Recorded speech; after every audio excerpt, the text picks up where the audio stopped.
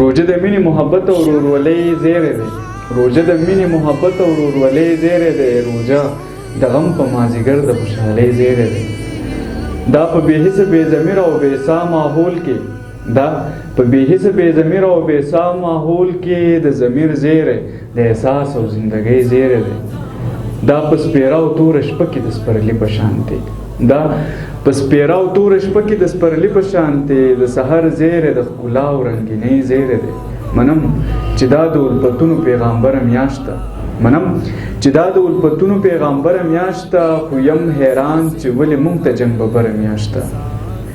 روژه نیولې هر امت هر پیغمبر نیولې.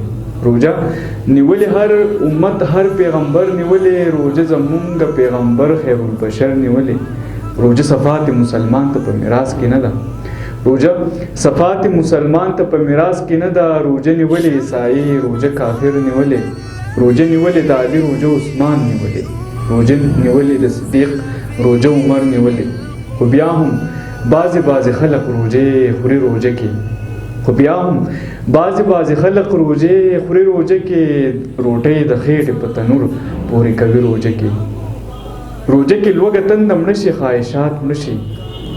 کې لوږه تنده مړه شي خواهشات مړه شي. روژه کې ذهن شي تازه غلط خیالات مړه شي. روژه کې لوږه تنده مړه شي خواهشات مړه شي. روژه کې ذهن شي تازه غلط خیالات مړه شي. او روژه کې ټول د شیطانانو خاندان قید شي. د دوی بې خونده کمالات مړه اثرات مړه شي.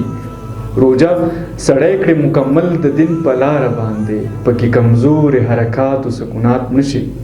د دې هر څه باوجود ډېر خلک ګناه کوي. د خلقو کور فریږده د خدای د کور اغلا کوي. د روژې ورځې د رحمت او مغفرت ورځې دي. دا د یووالي اتفاق او یګانګت ورځې دي. دا په خراب شیطانی او په ګمراه فضا کې د خدای د پاک کتاب د لوست تلاوت ورځې دي. دا په ثابت کال کې 10 ورځې د ذکرونو ورځې. دا د یو ذات د یو خالق د عبادت ورځې دي. خو مونږه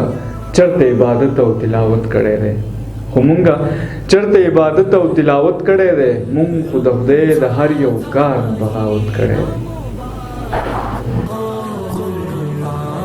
مہینہ مبارک ہو